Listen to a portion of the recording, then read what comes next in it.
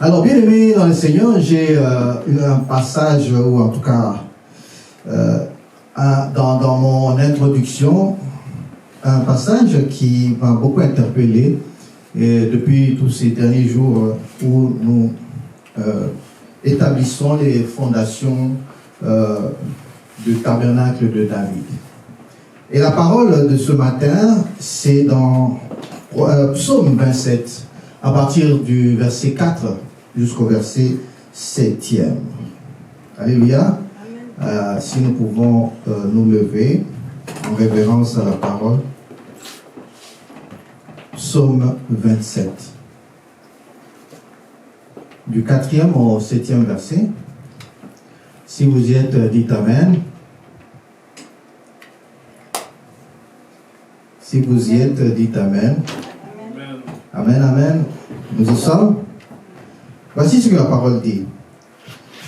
Je demande, ça c'est David, je demande à l'Éternel une chose que je désire ardemment.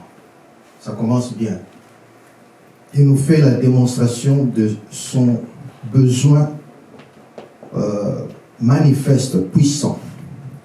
Je voudrais habiter toute ma vie dans la maison de l'Éternel. Alléluia. Le choix que vous avez fait aujourd'hui, il y en a qui nous ont précédés et qui l'ont déterminé comme étant un moment principal. Il a désiré ardemment de demeurer, habiter dans la maison de l'Éternel.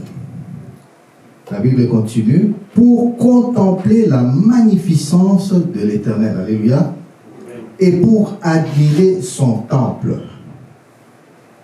Car il me protégera dans son tabernacle au jour du malheur. Il me cachera sous l'abri de sa tente.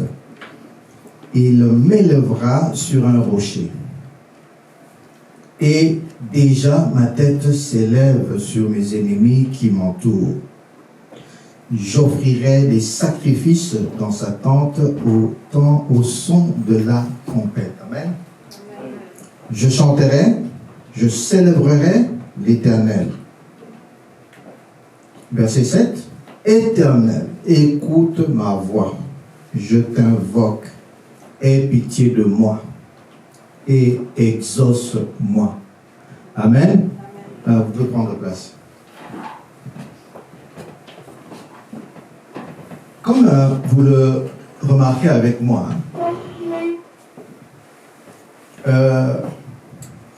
David pose les fondements de la raison pour laquelle on est dans la maison de l'Éternel.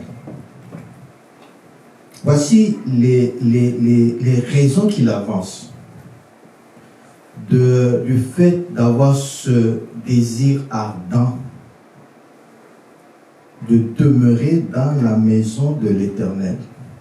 Bien-aimés dans le Seigneur, ma prière aujourd'hui, c'est que nous puissions faire nôtre ce désir ardent de David, de demeurer dans la maison de l'Éternel. Alléluia. Voici les raisons qu'il évoque, juste pour entrer dans son esprit, pourquoi il a désiré ardemment.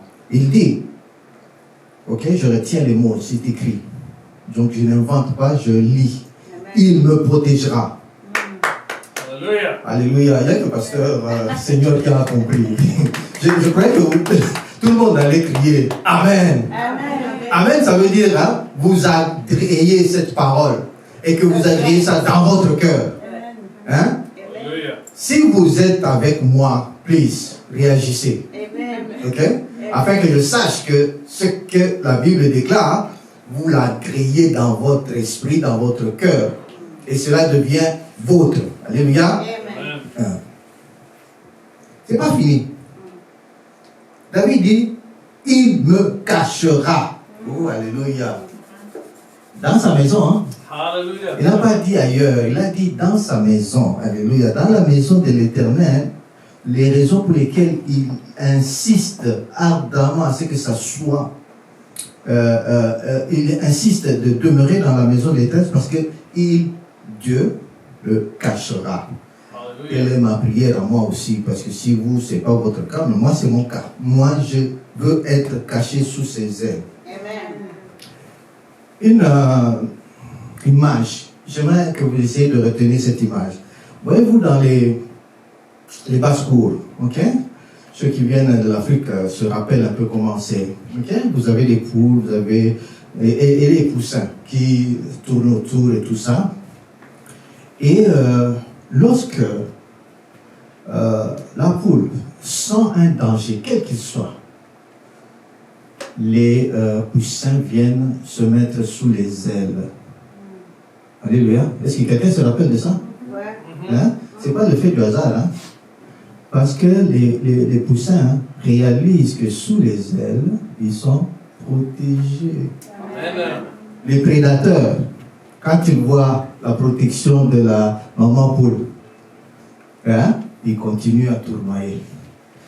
Et réalisez que comment est-ce que ces prédateurs font?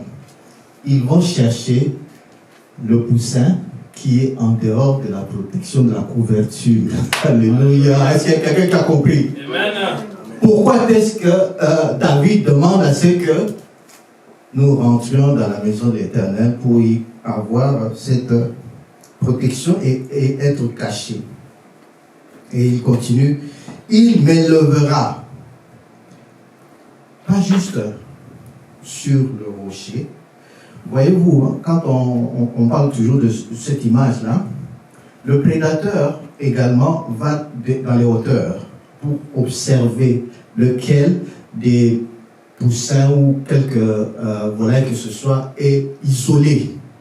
Mais lorsque vous êtes en cette position-là, l'autorité sur la montagne, alléluia, ok, vous avez vous contrôlez le périmètre, n'est-ce pas? Et vous savez d'où pourrait venir le danger. Et qu'est-ce qui arrive? Vous êtes en mesure d'exercer toute la pression de votre pouvoir pour exterminer le danger qui pourrait se manifester. Il continue, pas juste sur le rocher, en hauteur, sur mes ennemis. Alléluia. Quand vous êtes dans la maison, hein, n'est-ce pas? Vous dominez sur les prédateurs, Amen. le voleur. Ok? Il est important d'être dans la maison de l'Éternel. Alléluia. Amen. Bon, il ne finit pas là, notre notre David, il ne finit pas là. Il nous donne maintenant hein, la suite. Hein. Vous lisez avec moi. Hein, okay? Il nous donne les raisons. Pardon, pas les raisons. Pourquoi, qu'est-ce qu'on doit faire à l'intérieur de la maison? Il dit ceci. Premièrement, offrir des sacrifices. Amen. C'est écrit, hein? Moi je n'invente rien. Ok? Donc, si on entre dans sa conception, c'est la première chose à faire. Si c'est chronologique, si c'est pas d'importance. Deuxième élément, offrir des sacrifices. Hein? Il faut se rappeler dans l'ancien temps, ok? C'était aussi en révérence, c'était aussi offert en remerciement. Ok? Les offrandes et les dîmes hein, viennent dans ce même esprit-là. D'accord? Deuxième élément. Il dit, c'est pour y chanter. C'est pour y célébrer l'Éternel. Alléluia. Ce qu'on fait ici, là, si vous ne le savez pas, hein, on est là pour chanter, louer l'Éternel. Oh, mamie, il y a quelqu'un qui a compris seulement. C'est en fait la recette. Le temple de Dieu, c'est comme ça que ça doit fonctionner. Alléluia. D'accord? Amen. C'est le lieu d'écoute. C'est le lieu d'invocation. Hein? Le verset 7, là. C'est le lieu d'invocation et d'exaucement. Amen. On commence à capter un peu de quoi il s'agit. Ce n'est pas dit qu'ailleurs, Dieu n'exauce pas. Mais David nous fait la recommandation d'être dans la maison de l'Éternel afin que non seulement il soit sensible parce qu'il va écouter, mais en plus de cela, on pourra invoquer son nom et il sera sensible à notre voix. Par ailleurs, il va permettre à ce que nos prières, lorsque sincères, lorsque selon la volonté de Dieu, ces prières seront exaucées. Alléluia. Amen. Que Dieu vous bénisse. C'était le moment de l'introduction.